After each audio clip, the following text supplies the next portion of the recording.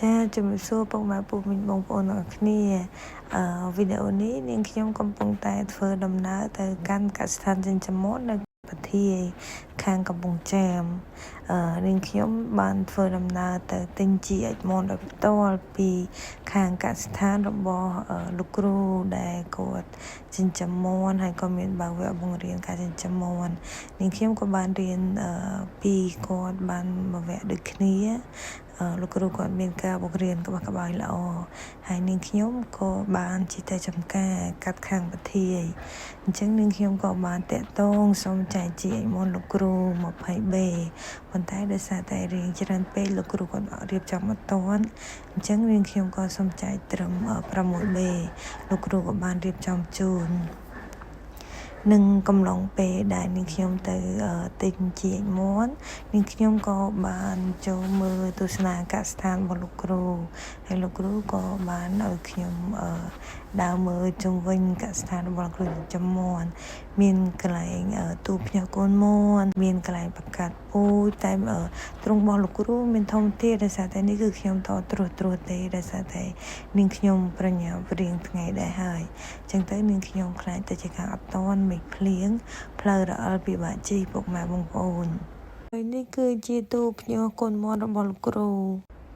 ហើយនេះគឺជាកន្លែងទ្រុងមាន់ដែលលោកគ្រូគាត់ធ្វើការបង្កាត់ពូជដែលលោកគ្រូគាត់បង្កាត់ពូជធម្មជាតិហើយនេះនាងខ្ញុំមិនបានដើរពីជួរកណ្ដាលទេ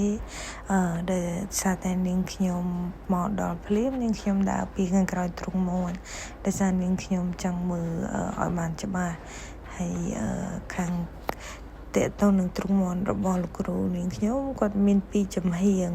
គាត់មានខាងឆ្វេងខាងស្ដាំហើយគាត់មានប្លុកកដាលដើម្បីដើរតែនេះនាងខ្ញុំដើរខាងក្រោយអញ្ចឹងរៀងមានស្មៅមានអីអញ្ចឹងណាពុកម៉ែបងប្អូនហើយចំការរបស់លោកគ្រូនាងខ្ញុំគាត់ក៏មិនបានដាក់ទៅទ្រុងមាន់ដែរគាត់មានកន្លែងសម្រាប់ដាក់ចង្រិតមានអីច្រើនទៀតដូចដែលខ្ញុំបានបង្ហាញតែនេះគ្រាន់តែនាងខ្ញុំទៅទស្សនាលេងទេតែគ្រាន់ថាគោលដៅរបស់នាងខ្ញុំគឺទិញជីឯកមាន់ពុកម៉ែបងប្អូនទាំងអស់គ្នាខ្ញុំទៅទិញដល់ចំការរបស់លោកគ្រូផ្ទាល់ទៅទិញដល់កសិដ្ឋានរបស់លោកគ្រូផ្ទាល់គឺនាងខ្ញុំយកមកដាក់នៅលើស្អំនៅលើចំការស្អំរបស់នាងខ្ញុំដោយសារតែនាងខ្ញុំមិនប្រើជីគីមីទេដើម្បីឲ្យពេលដែលពុកម៉ែបងប្អូនអញ្ជើញមកទិញស្អំយកទៅពិសា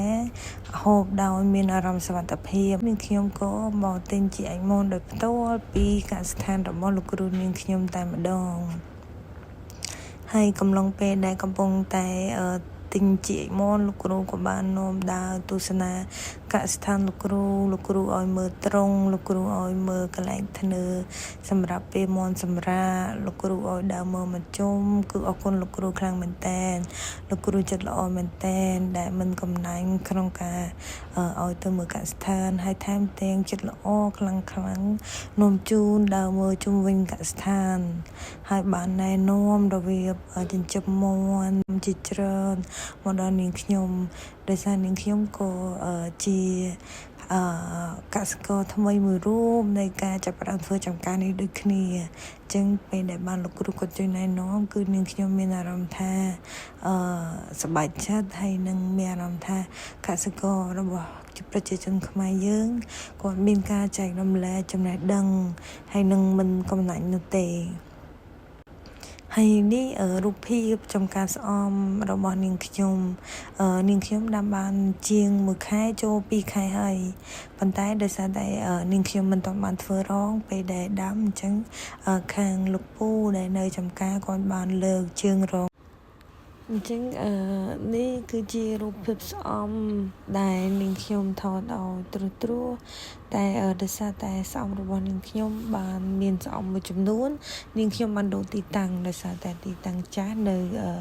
ខាងគៀនចំការមានគោខាងប្រព័ន្ធអ្នកភូមិដើរកាត់អញ្ចឹងទៅនាងខ្ញុំដើម្បីបង្ការកុំឲ្យ